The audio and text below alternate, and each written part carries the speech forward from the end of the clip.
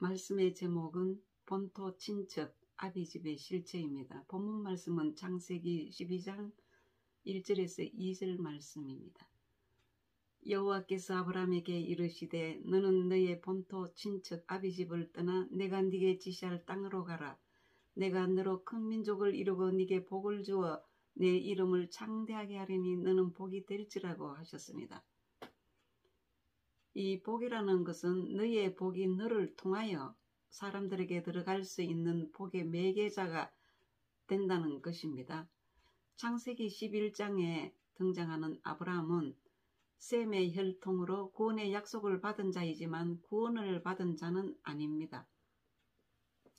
하나님께서 아브라함이 아닌 아브라함을 필요로 하지만 하나님의 부르심을 받기 전에 아브라함은 우르에서 아버지 데라와 함께 우상을 만들어 먹고 살았습니다. 이런 아브라함을 사도 바울은 영적으로 죽은 자라고 말합니다.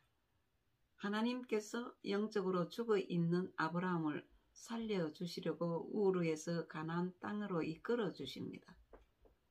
창세기 11장에서 25장까지의 나타난 아브라함의 인생 여정을 보면 자신이 머물던 갈대 우르를 떠나 하나님이 지시한 땅 가나안으로 가서 정착하며 살아가기까지 하나님의 계획된 프로그램에 의해 훈련받고 연단받으며 살아가는 과정이 잘 나타나 있습니다. 아브라함은 하나님의 부르심을 받으면서 동시에 시험을 치르기 시작합니다. 그 시험은 그가 아브라함에서 아브라함이 되고 가나안 땅에 정착한 후에도 계속됩니다.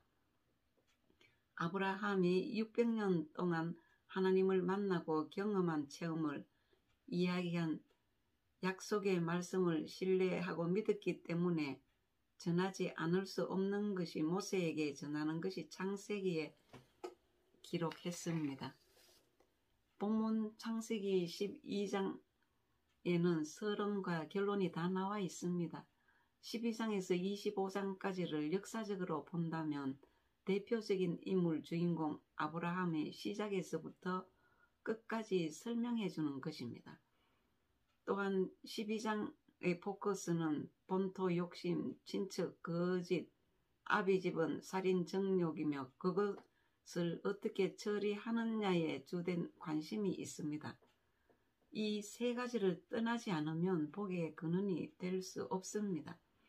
창세기 13장에서 15장의 이야기는 12장에 대한 발전된 이야기입니다. 아브라함의 점진적인 인생 변화의 과정은 곧 저와 여러분의 인생 변화의 여정을 잘 설명해 주고 있습니다. 그러면 그의 인생 여정을 통해서 하나님이 원하시는 뜻이 몇 가지 있었습니다. 첫 번째, 과거에서 떠나라. 본토, 욕심, 친척, 거짓, 아비집, 살인, 정욕에서 떠나라입니다. 두 번째, 옛사람을 벗어버리라. 옛사람을 탈피해라입니다. 세 번째, 변화되어 새 사람으로 살아라. 새로운 피조물이 되어라. 넷째, 내가 지시한 새로운 땅으로 가서 살아라. 여기는 가나안 땅 천국입니다. 다섯 번째, 나와 함께 살자. 하나님을 섬기며 살아라입니다. 그러면 지시할 땅으로 간다고 해서 복 받습니까? 지시할 땅으로 간다고 해서 영생을 얻는다 얻습니까? 영혼구원 받는다 받습니까? 지시할 땅으로 간다고 해서 심령의 천국이 이루어집니까? 성경은 아니라고 말합니다. 위에 세 가지 본토, 욕심, 친척, 거짓, 아비집, 살인, 정욕이 전제되어야 심령의 천국이 이루어진다고 말씀하고 있습니다. 세 가지 전제란 어떤 형상을 이루기 위하여 먼저 내세우는 것이 이루어져야만 되는 것이 전제되어야 한다는 것입니다. 본문에 하나님께서 먼저 내세우는 것이 무엇입니까? 본문 다시 봅시다. 심령의 천국은 악에서 떠나 새 사람이 되어야 천국을 얻습니다. 역사로 보면 아브라함의 고향은 본토 갈대아 우르 지방이며 친척은 아버지 데라와 아브라함의 형제들이며 아비집은 아버지 데라의 선조들이 대대로 살던 집입니다. 역사는 이 이상, 이 이하도 아닙니다. 그대로 읽으면 됩니다. 아브라함을 부르신 하나님의 목적이 무엇입니까? 고고학자들이 우르를 발견한 후 보고한 내용 중 아브라함이 살던 집트가 지금도 있다는 주장을 근거로 보면 당시 아브라함의 생활이 얼마나 윤택하였나를 볼 수 있습니다. 오늘날로 말하면 중산층 이상의 삶을 살고 있었던 아브라함이지만 가장 아픈 약점이 하나 있었는데 그것은 결혼한 지 30년이 넘도록 자녀가 없었습니다.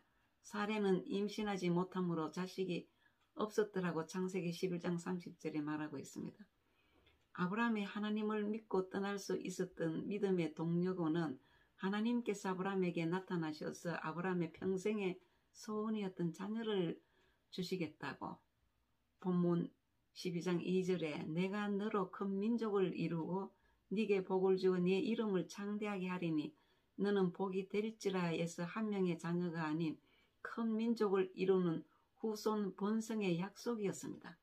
남들보다 더 신을 잘 섬기고 신이 복을 주신다는 것을 믿고 있었고 결혼한 지 30년이 넘도록 자녀가 없었던 아브라함에게 어느 날 말씀하시는 신이 나타나셔서 자녀를 주신다는 말씀을 믿지 않을 수 없었습니다. 아브라함이 신께서 자녀를 주신다는 약속을 듣고 바로 우르를 떠났다고는 볼 수 없습니다. 왜냐하면 자녀를 얻기 위해 버려야 하는 것이 너무나도 크기 때문입니다. 하나님께서 아브라함에게 자녀를 주신다고 말씀하시면서 그의 조상 대대로 살아오던 본토와 모든 친척과 아버지의 집을 떠나라 하셨기 때문에 아브라함은 오랜 시간 고민에 빠졌을 것입니다. 히브리서 11장 8절 보겠습니다. 믿음으로 아브라함은 부르심을 받았을 때에 순종하여 장래의 유업으로 받을 땅에 나아갈새 갈 바를 알지 못하고 나아갔으며 라고 기록하고 있습니다. 창세기 15장에서는 아브라함의 방패가 되시는 큰 상급이 되시는 하나님께서 하늘의 무별과 같이 많은 후손을 주시겠다고 약속하셨을 때 아브라함이 하나님의 약속을 믿음으로 의롭다고 인정을 받게 됩니다. 창세기 15장 6절입니다. 아브라함이 여호와를 믿으니 여호와께서 이를 그의 의로 여기시고 아브라함이 전능하신 하나님을 믿을 때 그의 의로 여기셨는데 그 의가 마음의 부분입니다. 잠시 의에 대해 간략하게 말씀드리겠습니다. 이 의란 하나님의 속성으로서의 의라기보다는 하나님의 은혜로 인간을 의롭게 하신 무조건적 긍휼을 뜻합니다. 의의 완성은 하나님께서 인정하시는 의인이 되는 것인데 영이 깨끗해야 하며 마음이 새롭게 되어야 하며 육체의 성령의 열매 맺는 것입니다. 이것이 의에 해당되는 것입니다. 아브라함은 하나님께서 아들을 주신다는 약속을 믿었습니다. 또 땅을 주시겠다는 약속에 대하여는 이렇게 말합니다. 창세기 15장 8절입니다. 그가 이르되 주 여호와여 내가 이 땅을 소유로 받을 것을 무엇으로 알리까? 아브라함은 하나님께서 땅을 주신다는 것을 어떻게 알 수 있습니까? 라고 질문했습니다. 그때 하나님께서 땅을 받는 방법을 알려주지 아니하시고 짐승들을 가져와서 제사를 드리라고 하셨습니다. 15장 9절입니다. 여호와께서 그에게 이르시되 나를 위하여 3년 된 암소와 3년 된 암염소와 3년 된 순양과 산비둘기와 집비둘기 새끼를 가져올지니라. 이 제사는 짐승들을 그 중간을 쪼갠 고기 사이로 횃불이 지나가는 횃불 언약입니다. 여호와 하나님께서는 아브라함이 소, 양, 염소, 비둘기로 제사 드림을 통하여 예수 그리스도의 십자가를 이미 보여주셨습니다. 창세기 15장의 모든 의문에 대한 해답이 17장에 있습니다. 아브라함의 궁금증이 창세기 17장에 다 풀렸습니다. 로마서 8장의 사도 바울의 그 시원한 해답이 나타나 있습니다. 창세기 15장에서는 하나님께 드릴 제물들을 죽여야 한다고 말씀하고 계십니다. 하나님께 드릴 제물은 죽여야 합니다. 오늘 우리들에게도 죽여야 할 요소가 많습니다.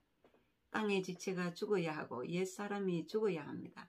이제 본문으로 들어가서 아브라함은 모든 성경의 단초 계기를 제공하는 인물입니다. 아브라함에게서 그랬던 것처럼 모든 인간은 본토 욕심, 친척 거짓, 아비집 살인, 정욕을 벗어버려야 합니다. 아브라함이 떠나야 하는 본토 친척 아비집은 마귀가 물려준 것입니다. 특히 본토는 마귀가 물려준 욕심이다라고 하면 이해가 안 되시죠? 왜 아브라함에게 본토 친척 아비집을 떠나라고 하시느냐?